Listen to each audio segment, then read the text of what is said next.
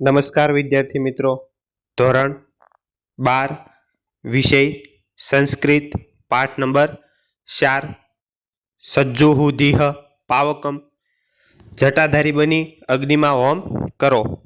પ્રસ્તાવના. ઈસવીસનની 7મી સદીમાં થઈ ગયેલા મહાકવિ ભારવીએ કિરાતાર્જુનીયમ મહાકાવ્યની રચના કરી છે. સંસ્કૃતના પ્રસિદ્ધ પંચ મહાકાવ્યોમાં આની ગણના થાય છે. આ એકમાત્ર કૃતિની રચના કરીને સંસ્કૃત સાહિત્યમાં ભારવીએ અમર સ્થાન પ્રાપ્ત કર્યું છે. કિરાતાર્જુનીયમના 18 સર્ગ છે. તેમાંના પ્રથમ સર્ગમાંથી પસંદ કરીને અહીં 7 શ્લોક આપવામાં આવ્યા છે. કિરાતાર્જુનીયમની કથાનો આરંભ પાંડવોના વનવાસથી શરૂ થાય છે. આ વનવાસ દરમિયાન મહર્ષિ વ્યાસની પ્રેરણાથી અર્જુને કરેલી પશુતાસ્ત્ર મેળવવા માટેની સાધના તે આ મહાકાવ્યનો વિષય છે. પશુપતાસ્ત્ર મેળવવા માટે અર્જુને ભગવાન શંકરને પ્રસન્ન કરવાના છે. ભગવાન શંકર પ્રસન્ન થઈને પશુપતાસ્ત્રનું વરદાન આપે છે, પરંતુ તે પહેલા અર્જુનની પરીક્ષા કરે છે. તેઓ કિરાતનનો વેશ ધારણ કરી અર્જુન સાથે યુદ્ધ કરે છે. આથી આ કાવ્યને કિરાતાર્જુનીય એવું શીર્ષક આપવામાં આવ્યું છે. વનવાસમાં આરંભ કાળમાં પાંડવો જ્યારે દ્વૈતવનમાં રહેતા હતા ત્યારે દુર્યોધનની પ્રજા પ્રત્યેની વર્તણૂકને જાણવા માટે યુધિષ્ઠિર એક વનવાસીને ગુપ્તચર બનાવીને હસ્તિનાપુર મોકલ્યો હતો. ગુપ્તચર દુર્યોધનની શાસન વ્યવસ્થા ખૂબ જ સુચારુ રીતે ચાલતી હોવાનો અહેવાલ આપે છે. આના આધારે પાંડવો અને દ્રૌપદી મળીને પોતાની રાજકીય દુર્દશાની નિખાલસ ચર્ચા કરે છે. આ ચર્ચા દરમિયાન દ્રૌપદી અને યુધિષ્ઠિરનો જે સંવાદ થાય છે તેમાંથી કેટલાક પદ્યો અહીં પસંદ કરીને મૂકવામાં આવ્યા છે. પાંડવોની રાજકીય દુર્દશા જોઈને દ્રૌપદી અકળાઈ ઉઠે છે. યુધિષ્ઠિરનું વલણ તેનાથી સહન થઈ શકતું નથી. તે છલોછલ વિનય અને ઊંડા સદભાવથી ભરેલો મીઠો ઠપકો યુધિષ્ઠિરને આપે છે. કપટી દુર્યોધન પ્રત્યે ક્ષમાભાવ રાખવાને બદલે જુગારની રમતમાં કરવામાં આવેલી શરતોને તત્કાળ ફગાવી દઈને યુદ્ધ કરવાનો તે આગ્રહ કરે છે.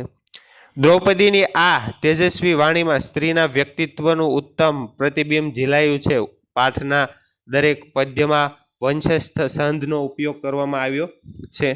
પહેલા નંબરનો શ્લોક. વ્રજંતી મેં મૂઢધિયઃ પરાભવમ ભવંતી માયા વિષુ એન માયિનઃ પ્રવિશ્ય હિ ધ્વંતી શઠાસ્થ વિદ્યાન અસંવૃતાંગ સીતા ઇવેશહવ. અનુવાદ. તે મૂર્ખ બુદ્ધિવાળા અવિવેકી લોકો પરાજય પામે છે. જેનામાં બુદ્ધિ નથી તેવા લોકો શું થાય છે? પરાજય પામે છે. શઠ પ્રત્યે શઠ થતા એટલે કે કાર્ય પ્રત્યે કાર્ય.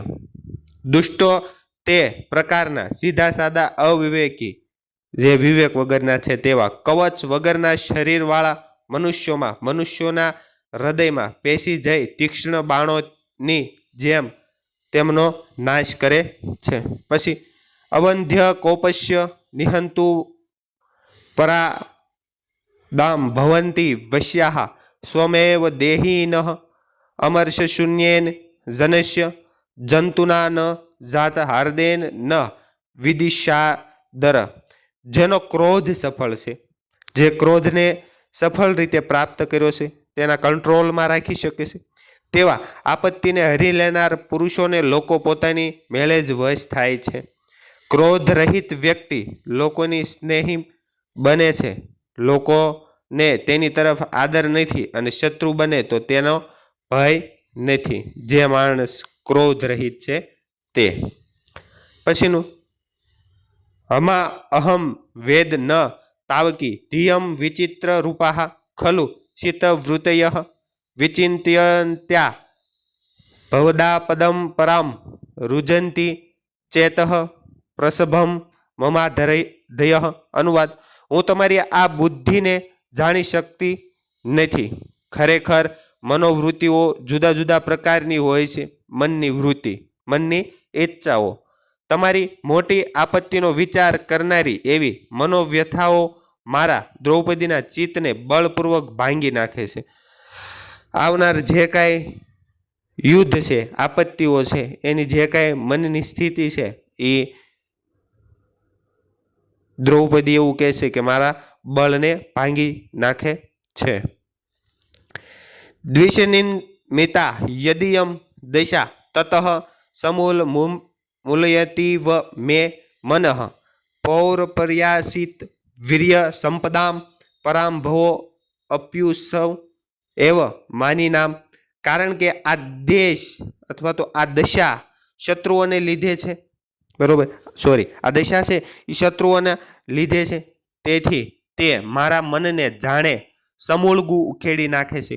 શત્રુઓ દ્વારા જેમની પરાક્રમ રૂપી સંપત્તિઓ તરછોડાઈ નથી તેવા સ્વામીની પુરુષોને તો હાર અથવા તો પરાજય પણ ઉત્સવ જ લાગે છે.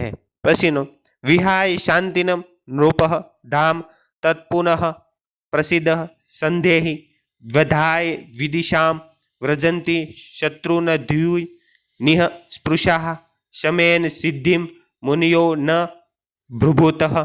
હે રાજન, શાંતિ છોડીને પૂર્વનું તેજ શત્રુઓના નાશ માટે ફરી ધારણ કરો.